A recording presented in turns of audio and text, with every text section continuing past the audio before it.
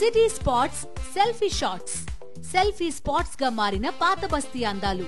పూర్తి వివరాలకు చదవండి రేపటి సాక్షి దినపత్రిక. ఈ రోజున ఈ ప్రెస్ మీట్ కండక్ట్ చేయడానికి గల ముఖ్య ఉద్దేశం, ఈ కూటమి ప్రభుత్వం మెడికల్ కాలేజ్ మీద అనేక రకాల కన్ఫ్యూజన్స్కి దారితీస్తుంది. సో దీని గురించి మాట్లాడదాం అనేటువంటి ఉద్దేశంతో మరి ఈ ప్రెస్ కాన్ఫరెన్స్ కండక్ట్ చేయడం అనేది జరుగుతూ ఉంది. మీ అందరు కూడా చూసినట్టయితే పోస్ట్ బైఫోకేషన్ అంటే మన రాష్ట్రం విడిపోయిన తర్వాత మన రాష్ట్రంలో అంటే టెరిషరీ కేర్కి సంబంధించి సూపర్ స్పెషాలిటీ హాస్పిటల్స్ అన్నీ హైదరాబాద్లో ఉండిపోయాయి. సో మనకు ఈ టెరిషరీ కేర్ని మనం స్ట్రెంథెన్ చేసుకోవాలి. ఈ సూపర్ స్పెషాలిటీ హాస్పిటల్స్ అన్నిటినీ కూడా మనము మన రాష్ట్ర ప్రజలకు సంబంధించి వారికి కావాల్సినటువంటి వైద్య సేవలన్నీ కూడా మన రాష్ట్రంలోనే అందాలి అనేటువంటి ఒక గొప్ప ఆలోచన.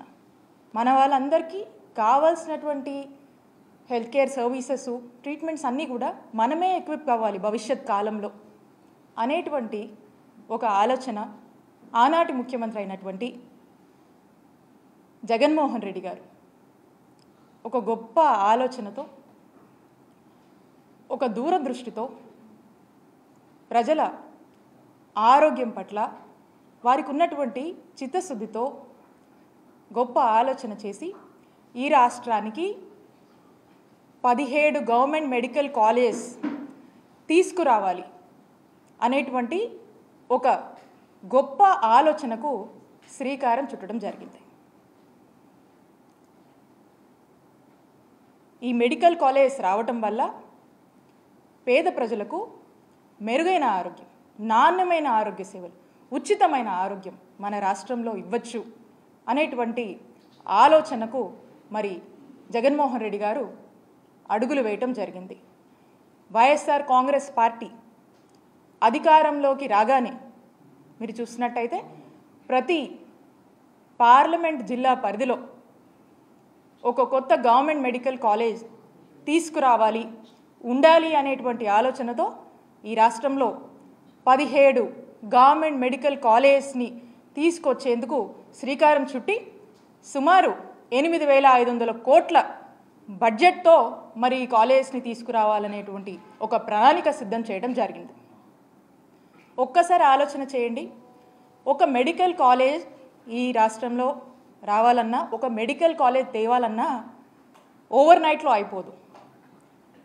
It's not that easy.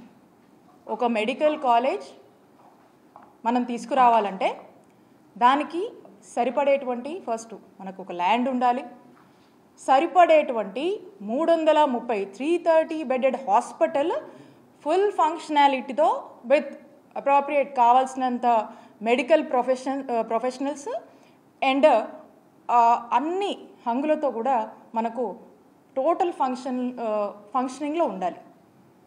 అంటే ఒక మెడికల్ కాలేజ్ తేవాలంటే ఈ హాస్పిటల్ ఈ విధంగా ఫంక్షనింగ్లో ఉండాలి. అప్పుడు కానీ మనము దానికి ఇంకా కొంత క్రైటీరియా ఉంటుంది, దానికి కొంత సర్టెన్ టైం అంతా ఉంటుంది. సో దాన్ని మనము చూపిస్తా ఒక మెడికల్ కాలేజ్కి మనము అప్లై చేసుకోవచ్చు. సో ఇదంతా కూడా it's a time taken procedure. ఒక మెడికల్ కాలేజ్ తేవాలంటే మనం చూసినట్టయితే మన రాష్ట్రంలో అంటే మన ఆంధ్రప్రదేశ్ రాష్ట్రంలో 1923 సంవత్సరం అప్పట్లో మనకు మొట్టమొదటి కాలేజ్ ఆంధ్ర మెడికల్ కాలేజ్ మరి అప్పుడు మనకు వచ్చింది. అంటే 1923 నుంచి మీరు చూసుకున్నట్టయితే 2023 వరకు అంటే 100 సంవత్సరాలలో మనకు ఉన్నటువంటి మెడికల్ కాలేజ్ అన్ని 11 గవర్నమెంట్ మెడికల్ కాలేజెసే మన రాష్ట్రానికి మనకు ఉన్నాయి. అంటే 11 గవర్నమెంట్ ఎగ్జిస్టింగ్ మెడికల్ కాలేజ్ ఉంటే వీటిని మళ్ళా మా ముఖ్యమంత్రి గారు జగన్మోహన్ రెడ్డి గారు నాడు నేడు అని చెప్పి 3,820 కోట్లతో మరి వీటిని కూడా నాడు నేడులో రివాంప్ చేస్తూ మరి వీటిని కూడా బాగు చేస్తూ మరి కొత్త మెడికల్ కాలేజ్ 17 తీసుకురావాలనేటువంటి అడుగులు ఏ విధంగా వేస్తారో మీరు చూస్తున్నారు. అంటే ఒక్కసారి మీరు ఆలోచన చేయండి, 100 సంవత్సరాలకి 11 మెడికల్ కాలేజెసే మనకు అందుబాటులో ఉంటే 5 సంవత్సరాల కాలంలో 5 మెడికల్ కాలేజెస్ని ప్రారంభించి ఇంకొక 5 మెడికల్ కాలేజ్ ఈ సంవత్సరం మనకు రావాల్సి ఉంది. నెక్స్ట్ ఇయర్కి మనం చూసినట్టయితే ఇంకొక 7 మెడికల్ కాలేజ్ మనం ప్లాన్ చేసుకున్నాం. అంటే ఈ 17 మెడికల్ కాలేజ్ నేను ఏదైతే చెప్తా ఉన్నానో ఈ 17 మెడికల్ కాలేజ్ ఒక యాక్షన్ ప్లాన్ అనేది మనం వేసుకుందాం. ఏంటి యాక్షన్ ప్లాన్ అంటే ఫస్ట్ ఫేజ్లో ఒక 5 మెడికల్ కాలేజ్ తీసుకురావాలి, సెకండ్ ఫేజ్లో ఇంకొక 5 మెడికల్ కాలేజ్ తీసుకురావాలి, ఆ తర్వాత ఫేజ్లో ఇంకొక 7 మెడికల్ కాలేజ్ తీసుకురావాలి అనేది ఒక యాక్షన్ ప్లాన్ ఫేజ్డ్ మేనర్గా 3 ఫేజెస్ కింద మనం పెట్టుకున్నాం. అన్ఫార్చునేట్లీ మన ప్రభుత్వం వచ్చినాక కోవిడ్ పాండమిక్ వల్ల దేశమే స్తంభించిపోయింది.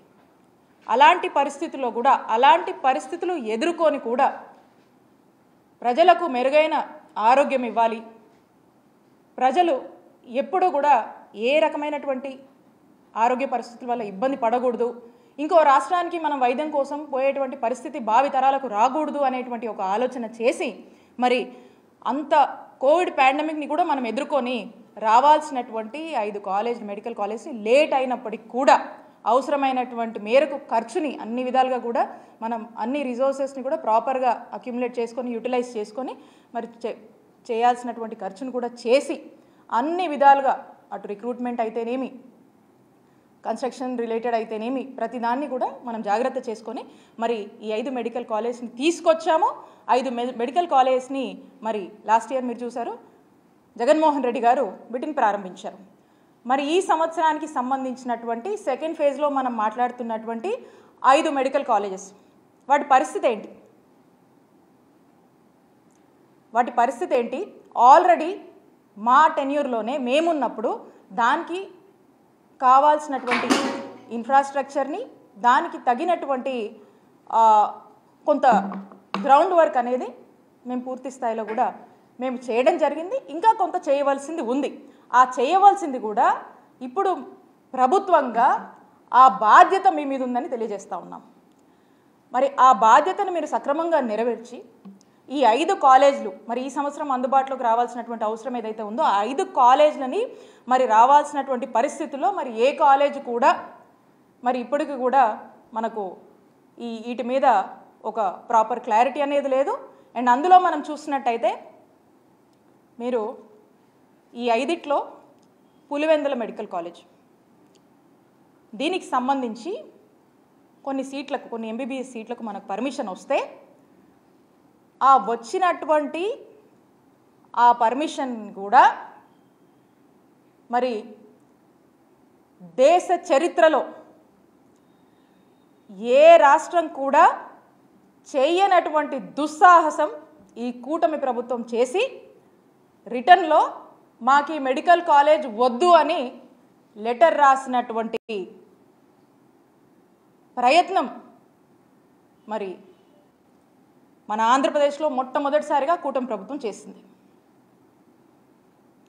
నేను అడుగుతా ఉన్నాను, ఒక మెడికల్ కాలేజ్ తేవాలంటేనే ఎంత కష్టమో 100 ఏళ్లకే 11 మెడికల్ కాలేజ్ మనకు ఉన్నటువంటి చరిత్ర మనకు ఉంటే మరి 5 సంవత్సరాల కాలంలో 17 గవర్నమెంట్ మెడికల్ కాలేజ్ తీసుకురావాలనేటువంటి ఒక గొప్ప సంకల్పం జగన్మోహన్ రెడ్డి గారు చేస్తే దాంట్లో 5 సంవత్సరాల్లో 5 మెడికల్ కాలేజ్ తీసుకొచ్చి ఈ సంవత్సరం 5 అందుబాటులోకి రావాల్సినటువంటి పరిస్థితి ఉండగా వచ్చే సంవత్సరానికి 7 కాలేజీలు మళ్ళీ అందుబాటులోకి రావాల్సినటువంటి పరిస్థితి ఉండగా మరి వచ్చినటువంటి ఒక కాలేజ్కి వద్దు అని చెప్పి మీరు రిటర్న్లో లెటర్ రాశారంటే దీన్ని ఏమనుకోవాలి? స్పష్టంగా అర్థమవుతా ఉంది. అంటే పులివెందుల మీద మీకున్నటువంటి ద్వేషభావం, మీకున్నటువంటి రాజకీయ కక్షలతో పులివెందుల మెడికల్ కాలేజ్కి అనుమతులు వస్తే కొన్ని సీట్లకి వద్దని మీరు లెటర్ రాశారంటే ఇది మనకు స్పష్టంగా అర్థమవుతా ఉంది.